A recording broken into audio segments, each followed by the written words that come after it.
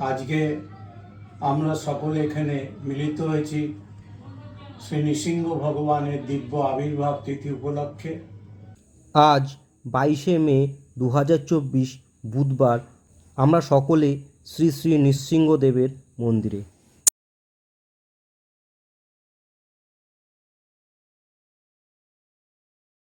হে নারীগণ, তোমরা মাতৃস্বরূপিণী, তোমরা নিজেরা ভুলে যেও না তোমরাই সেই আদিশক্তির মহামায়ার শক্তিরই অংশ।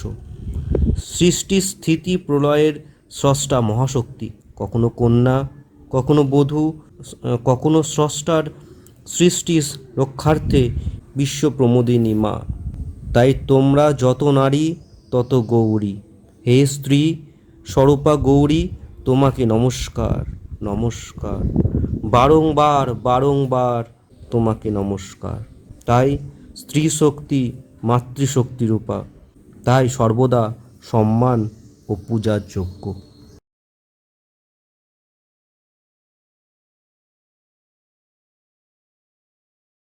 আজকে আমরা সকলে এখানে মিলিত হয়েছি শ্রী নৃসিংহ ভগবানের দিব্য আবির্ভাব তিথি উপলক্ষে। এই উৎসব বিগত 40 বছর ধরে প্রথমে শোভাবাজারে, এখন কেষ্টপুরে অত্যন্ত নিষ্ঠা এবং শ্রদ্ধা সহকারে পালিত হয় এবং প্রত্যেক বছর বিভিন্ন জায়গা থেকে রাজ্যে অনেক ভক্ত এখানে আসেন, তাদের মনস্কামনা জানান, তাদের আরতি জানান, আর ভগবান নৃসিংহদেব তাদের আরতি পূরণ করে। আজকে এই সাধন দর্পণ গ্রন্থটি প্রকাশিত হয়েছে। শ্রী দিলীপ রঞ্জন রায়চৌধুরী মহাশয় এই গ্রন্থ প্রকাশ করেছেন। এর কিছুদিন আগেও পূর্বে নৃসিংহ পুজো পদ্ধতি বলে আরেকটি গ্রন্থ উনি প্রকাশ করেছেন। উনি প্রভু প্রাণকিশোরের আশ্রিত এবং ওনার পরিবারের সহিত মদীয় পিতৃদেব এবং শ্রীমন গুরুদেব, শ্রী গুরুদেব প্রভুপাদ বিনোদ কিশোর গোস্বামীর সহিত ওনার অত্যন্ত মধুর সম্পর্ক বিদ্যমান ছিল। আমার সঙ্গে ওনার দীর্ঘদিনের পরিচয়, অনেক ছোট থেকেই আমাকে স্নেহ করেন, ভালোবাসেন এবং এই দুটো গ্রন্থের ভূমিকাও আমি লিখেছি। উনি আমাকে বলেছিলেন এবং আমার যথাসাধ্য গুরু কৃপায়, ভগবত কৃপায় আমি এই গ্রন্থ ভূমিকা লিখেছি।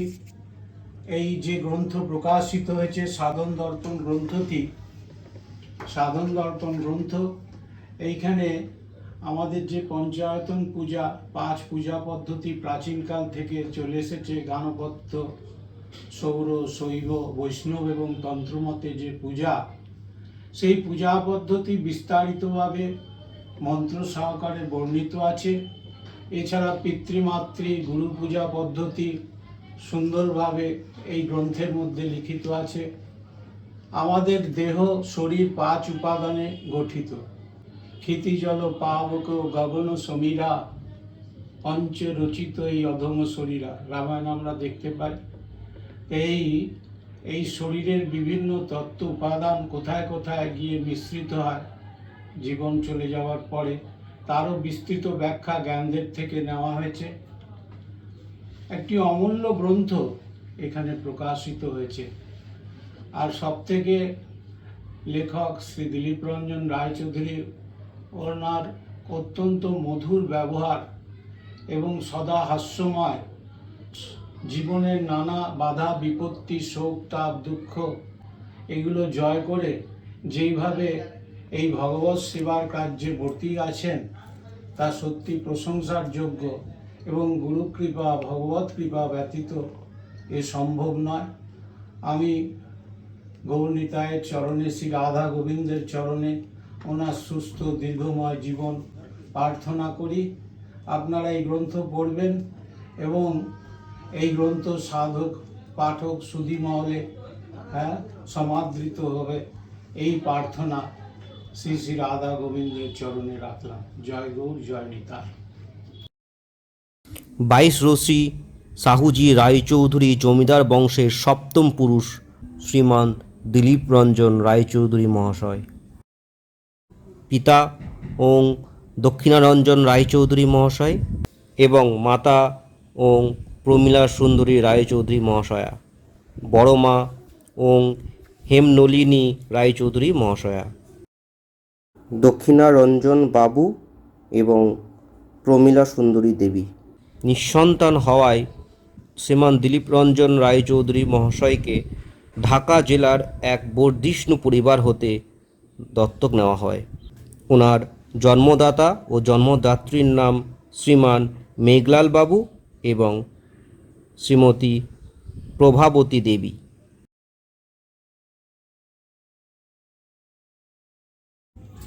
আমি দিবাকর রায়চৌধুরী। আমি সম্পর্কে দিলীপ রঞ্জন রায়চৌধুরীর নাতি এবং আমি বর্তমানে institute of engineering and management কলকাতার অধ্যাপক। তো আমি আজকে যে বিষয়টা নিয়ে বলবো, আমার দাদা দিলীপ রঞ্জন রায়চৌধুরী তিনি একটি বই লিখেছেন, তার নাম হচ্ছে সাধন দর্পণ।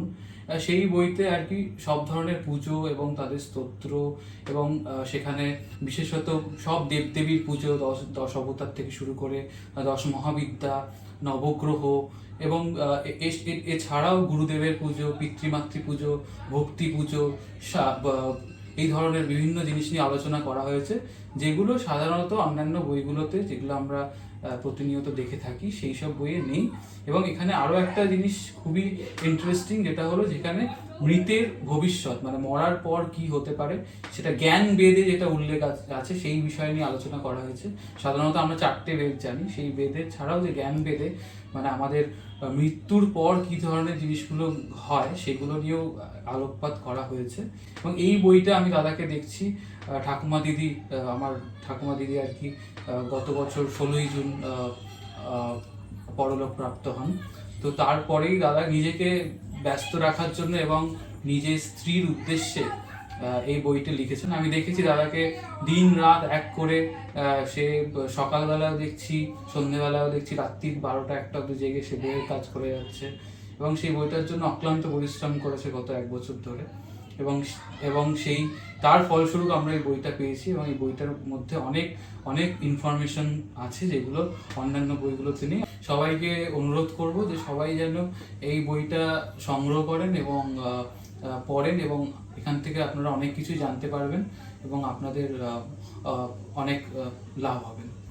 ঠাকুরদাদু অর্থাৎ শ্রীমান দিলীপ রঞ্জন রায়চৌধুরী মহাশয়ের স্ত্রী ঠাকুরদিদা মোটামুটি 2019 সাল থেকে প্রায় 4 বছর বাড়িতে শয্যাশায়ী ছিলেন। ঠাকুরদাদু বিগ্রহ সেবার সাথে সাথে ঠাকুরদিদার সেবা করেছেন। আয়া ছিল, তবে আয়া দিনের বেলায় সেবা করতেন, তবে সারাদিনের দেখাশোনার বেশিরভাগটাই ঠাকুরদাদু নিজেই করতেন। আর ঠাকুরদাদু সারা রাত জেগে তার দেখাশোনা করেছেন। পরবর্তীকালে 2023 সালের জুন মাসে ওনার মুক্তি হয়। তিনি তার ছেলে মেয়েদের, জামাইদের, বৌমা, নাতি, নাতবউ, নাতনিদের, নাত জামাইদের, পুতিদের সবার মায়া ত্যাগ করে তার সাধন চিত্তধামে গমন করেছেন। তাই ঠাকুরদাদু অর্থাৎ শ্রীমান দিলীপ রঞ্জন রায়চৌধুরী মহাশয় একান্ত ইচ্ছা অনুসারে ঠাকুরদিদার আত্মার তৃপ্তির জন্য যেসব বই থেকে স্তব কবচ পাঠ করতেন, সেই সব গ্রন্থগুলি থেকে উদ্ধৃত করে এই গ্রন্থ লিপিবদ্ধ। এই গ্রন্থটি ভক্তদের আত্মার শান্তির কামনায় তুলে দেওয়া হলো। নমো নৃসিংহদেবায় নমো।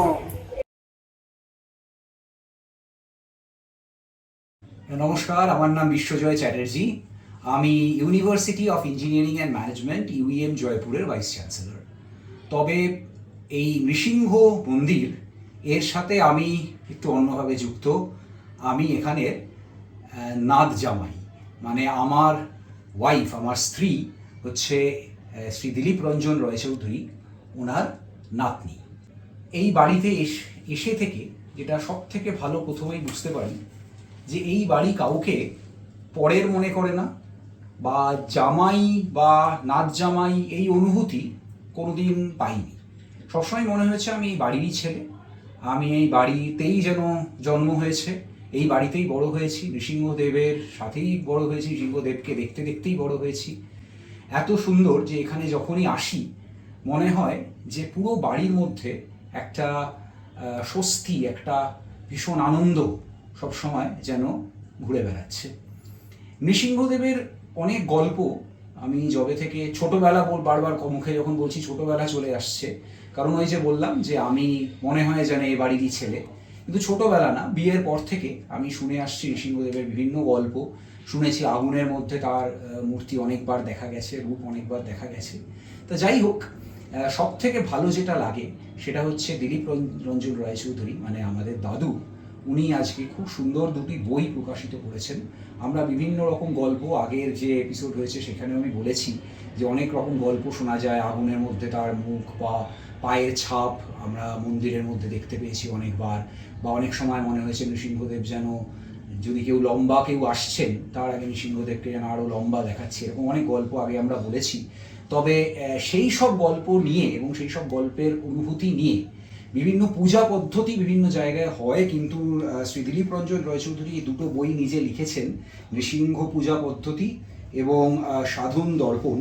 আমি বলবো এই দুটো বই আপনারা পড়তে পারেন, তার কারণ এই দুটি বই পড়লে আপনি বুঝতে পারবেন যে নৃসিংহদেবের যখন আমরা পূজা করি তখন কত সুন্দর একটা অনুভূতি নিজের মধ্যে হয়। মনে হয় যেন নৃসিংহদেব সব কিছু থেকে আমাদেরকে যেন মুক্ত করে রেখেছে, সব রকম কষ্ট, দুঃখ, কষ্ট আমাদের থেকে দূর করে রেখেছে। আমরা সেই জন্যই বোধহয় বলে থাকি যে উগরং বীরং মহাবিষ্ণুং জ্বলন্তং সর্বতোমুখং নৃসিংহং বিষাণং ভদ্রং মৃত্যু নমম্মান, মানে সমস্ত বিপদের থেকে মুক্ত, মৃত্যুর থেকেও মৃত্যুকে মৃত্যু করানো, এই হচ্ছে নৃসিংহদেব। ফলে এই পদ্ধতি যদি আপনারা পড়েন সেই জিনিস বুঝতে পারবেন নৃসিংহ পূজা পদ্ধতি পড়লে।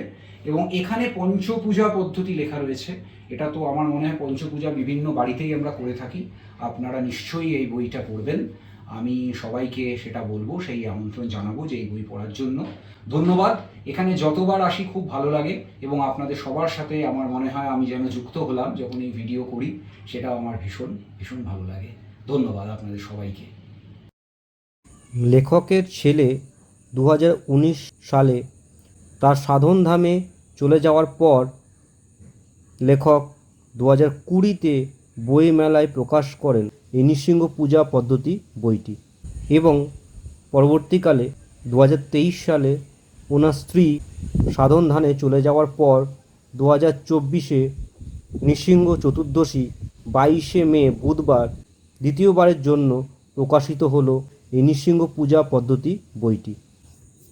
2023-এ 16ই জুন লেখকের সহধর্মিণী সাধনধামে গমনের পর লেখক সাধন দর্পণ বইটি তার স্ত্রী, পুত্র ও ধর্মপুত্রের উদ্দেশ্যে লেখেন। আমাদের পঞ্চসাধনা, মাতৃপিতৃ পূজা, গুরু পূজা, মাচণ্ডী পূজা এবং স্ত্রীর প্রতি কর্তব্য করা উচিত, এবং সূর্য, গণেশ, শিব, দুর্গা, কালী, বিষ্ণু, লক্ষ্মী, কৃষ্ণ, রাধা সকলের সহস্র নাম, সর্ব ঋগ্বেদের কিছু বিশেষ মন্ত্র, দেবদেবীর ধ্যান, গায়ত্রী পূজা পদ্ধতি, মহানির্বাণ তন্ত্র মতে বেশ্যার দ্বার মৃত্তিকা কি মৃত্যুর পরে মানুষের গতি, জ্ঞানবেদ, নানাবিধ মন্ত্র কীর্তন, বৈষ্ণব পদাবলী, শাক্ত পদাবলী, 64 মহন্ত প্রভৃতি, মহাজনপদ, ঋষি মুনিদের মন্ত্র এবং লেখকের কিছু নিজস্ব প্রার্থনা এই বইটিতে যথাসম্ভব লিপিবদ্ধ করার চেষ্টা করেছেন। তবে বিশেষ কারণে সময়ের অভাবে দ্বিতীয়বার প্রপিডিং করা সম্ভব হয়নি, সেহেতু অল্প কিছু ভুল ত্রুটি আছে যা ক্ষমার প্রার্থনা করছেন লেখক। অবশ্যই আগামীতে শুদ্ধিপত্র দেওয়ার চেষ্টা করা হবে।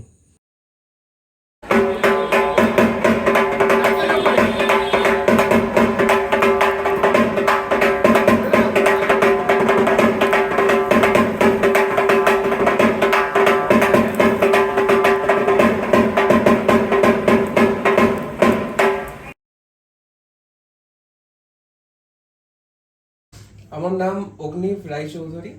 আমি প্রথম বর্ষের MBBS ছাত্র, ESI জোকার স্টুডেন্ট। আমি 1 বছর আগে আমি গুগল থেকে নৃসিংহদেবের এই মন্দিরটার কথা আমি জানতে পারি, তারপরেই আমি এখানে চলে আসি এখানে এসে আমার খুব ভালো এক্সপিরিয়েন্স হয়েছে। এখানের যিনি পুরোহিত থেকে শুরু করে সবাই একদম ঘরের মতন আমার সাথে ব্যবহার করেছেন। আমার মনেই হয়নি আমি অন্য কোথাও যাচ্ছি, মনে হয় যেন এখানেই আমার বাড়িই মনে হয় এটা। আমি তারপর মাসে 1বার থেকে 2বার আমি নিয়মিত এখানে এসে চতুর্দশীর দিন এসে পুজো দিয়ে যাই। খুব ভালো একটা জায়গা, পুজো দিয়ে খুব শান্তি পেয়েছি, মনটা আমার খুব ভালো থাকে, আর আমার জীবনে অনেক উন্নতিও হয়েছে। আমি এখানে এসে আমার খুব উপকৃত হয়েছি। হে বিষ্ণু, আমার ঔদ্ধত্য দূর করো, অন্তঃকরণ সংযত করো, বিষয় মৃগতৃষ্ণা শান্ত করো, জীবের প্রতি দয়া বিস্তার করো এবং আমার সংসার সাগর হতে ত্রাণ করো।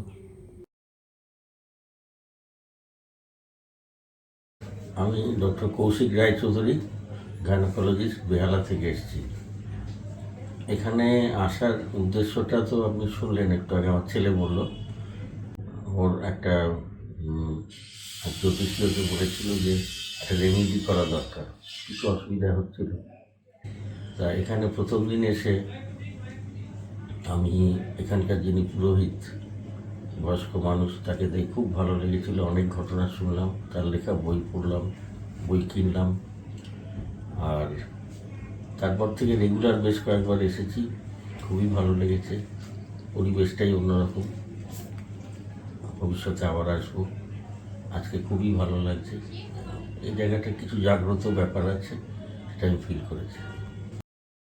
সুরধুনী যে চরণ পদ্মের মধুস্বরূপ, সত্য জ্ঞান আনন্দ যাহা সুরভি গন্ধস্বরূপ, সেই সংসার ভয় ও দুঃখ ছেদনকারী লক্ষ্মীপতির চরণ পদ্মদ্বয়কে বন্দনা করি। হে নাথ, দ্বৈত বুদ্ধি অপগত হইলেও আমি তোমারই, তুমি আমার নহ, কেননা সমুদ্রেরই তরঙ্গ হয়, কুত্রাপি তরঙ্গ হতে সমুদ্র হয় না।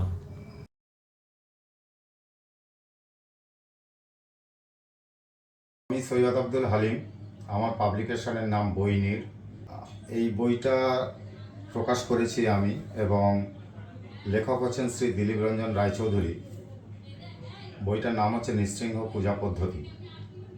বইটার কম্পোজিটারও আমি, পাবলিকেশনও আমি, কিন্তু মার্কেটিংয়ের দায়িত্বে লেখক নিজেই আছেন।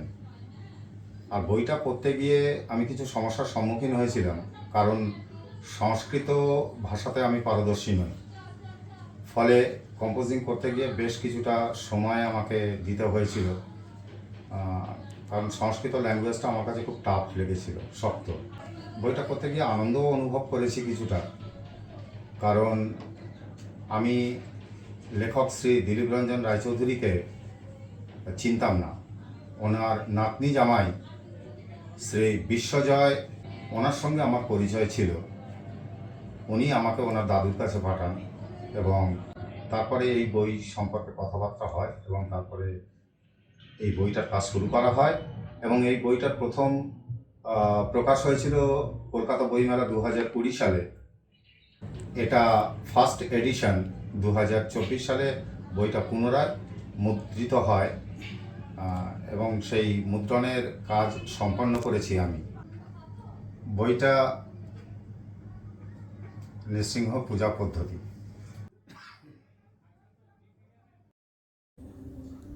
হে গোবর্ধনধারী, হে উপেন্দ্র, হে দৈত্য কুলারী, হে চন্দ্র সূর্য নয়ন, হে সর্বলোকপ্রভু, আপনার সুদর্শনে কি সংসার নাশ না হতে পারে?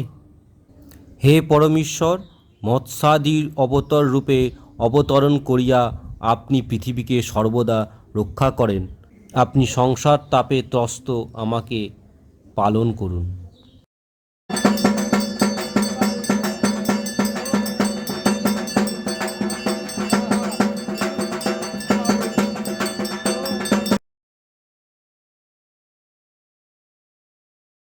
নমস্কার, আমার নাম কৃষ্ণেন্দু ঘোষ। আমি এই কেষ্টপুরে নৃসিংহ মন্দিরের সাথে যুক্ত হয়েছে একটি বই করার সূত্রে।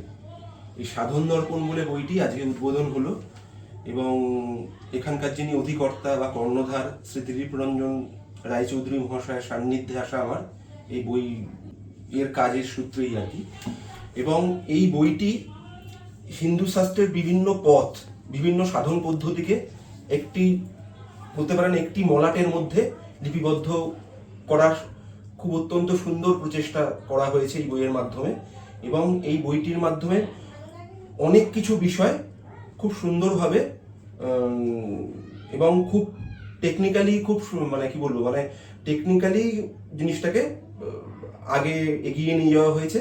এবং একটি বইয়ের মাধ্যমেই আপনারা বিভিন্ন সাধন পদ্ধতির সারমর্ম পেয়ে যাবেন। এবং এই বই নিয়ে বিশেষ কিছু কথা বলবো না, কারণ আমার আগে শ্রী শুভেন্দু কিশোর গোস্বামী মহাশয় এই বইটির সম্বন্ধে খুব প্রাঞ্জল ভাষায় এবং সহজ ভাষায় বইটির সংক্ষেপে বর্ণনা করেছেন। আর আমি বুক7 পাবলিকেশনের কর্ণধার এবং আমার প্রকাশনা সংস্থা থেকেই এই বইটি প্রকাশ হয়েছে আজকে বরানগরে আমাদের প্রতিষ্ঠান। আমার নাম কৃষ্ণেন্দু ঘোষ। না, আর এই বইটা করতে গিয়ে আর একটা অদ্ভুত ব্যাপার, বহু বই আমি করেছি কিন্তু এই বইটা করতে গিয়ে শুরু থেকে বিভিন্ন বাধার সম্মুখীন হতে হয়েছিল। যেমন কম্পোজ, ধরুন এটা বেশ বড় বই, মানে প্রায় 500 পাতার বই, তো বিভিন্ন জায়গায় এটাকে কম্পোজ বা টাইপ করতে দেওয়া হয়েছিল। একজন কম্পোজার 1 মাস টাইপ করেছেন এবং টাইপ করে আমাকে ফাইলটি দিলেন, হঠাৎ দেখি ফাইলটি পুরো করাপ্ট হয়ে গেল এবং ফাইলের কোনো বিষয় পাওয়া গেল না। এমনকি ইভেন তার সে যে কম্পিউটারে টাইপ করেছিলেন সেইটি নিয়ে গিয়েও বিভিন্নভাবে পরীক্ষা নিরীক্ষা করিয়েও কিন্তু উদ্ধার করা গেল না। এইরকমভাবে ছোট ছোট ছোট ছোট অনেক বাধা পেরিয়েও যে শেষ পর্যন্ত এই বইটি যে বেরিয়েছে, এটা সত্যি খুব মানে শান্তির বিষয় এবং খুব আনন্দের বিষয় ছিল।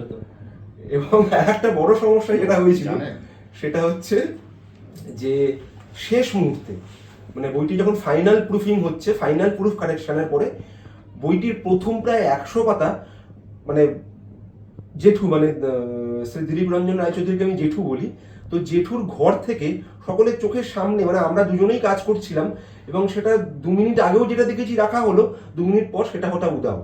এবং সারা ঘর আমরা দুজন মিলে তন্ন তন্ন করে খুঁজেও আমরা পাইনি। কিন্তু আবার সব কাগজপত্র নামিয়ে সব ব্যাগপত্র সব কিছু খোঁজ করে পাওয়া যায়নি। কিন্তু আবার বেশ প্রায় 1 ঘন্টা কি 1.5 ঘন্টা পরে আবার সেই একটা কাগজের বান্ডিল থেকেই পাওয়া গেল এবং সেটা আমরা অবাক হয়ে গেছিলাম যে কিভাবে গেল। যাই হোক, মানে আমার ব্যক্তিগতভাবে মনে হয়েছে যে কিছু একটা যেন শক্তি বা কিছু একটা যেন কিছু এই বইটা বের করতে যাতে না, মানে যত দেরি হয়, যত রকম বাধার সম্মুখীন, বাধার মুখে ফেলা যায়, সেই চেষ্টা একটা যেন, এটা আমার ব্যক্তিগত, মানে এর কোনো বিজ্ঞানসম্মত কারণ আছে কি না আছে সেটা আমি বলতে পারবো না, হয়তো নেই, কিন্তু এটা ব্যক্তিগত বা জেঠুর সাথে আমার ব্যক্তিগত আলোচনাতে এটা উঠে এসছে যে কিছু একটা যেন এই বইটা প্রচুর বাধার সৃষ্টি করেছে। কিন্তু যাই হোক, শত বাধা অতিক্রান্ত করার পরে প্রেসে যখন বইটা যায় তারপর কিন্তু খুব স্মুথলি বইটা সুন্দরভাবে বেরিয়ে গেছে এবং সত্যি খুব আনন্দ পেয়েছি। আর বেশি আনন্দ পেয়েছি দিলীপ বাবুর মতো পণ্ডিত ব্যক্তির সান্নিধ্যে এসে। ওনার মতো ভালো মানুষ, ওনার মতো পণ্ডিত মানুষ, অনেক কিছু অল্প দিনে শিখেছি এবং আশা করি উনি সুস্থ থাকবেন এবং ভবিষ্যতে আরও কিছু শিখতে পারবো। ওনার সান্নিধ্য আরও দীর্ঘদিন পাবো বলে আমার দৃঢ় বিশ্বাস। এবং সকল দর্শনার্থী এবং সকলকে আমার প্রণাম জানাই এবং সকলের কাছেই সকলের সুস্থতা প্রার্থনা করি এবং চাইবো সকলেই যেন দিলীপ বাবুর সুস্থ শরীর ও দীর্ঘ জীবন কামনা করবেন। নমস্কার। আমরা এই সাধন দর্পণ এবং নৃসিংহ পূজা পদ্ধতির সম্পূর্ণরূপে আমাকে সর্বতোভাবে আর্থিক এবং সামর্থ্য দিয়ে সাহায্য করেছেন।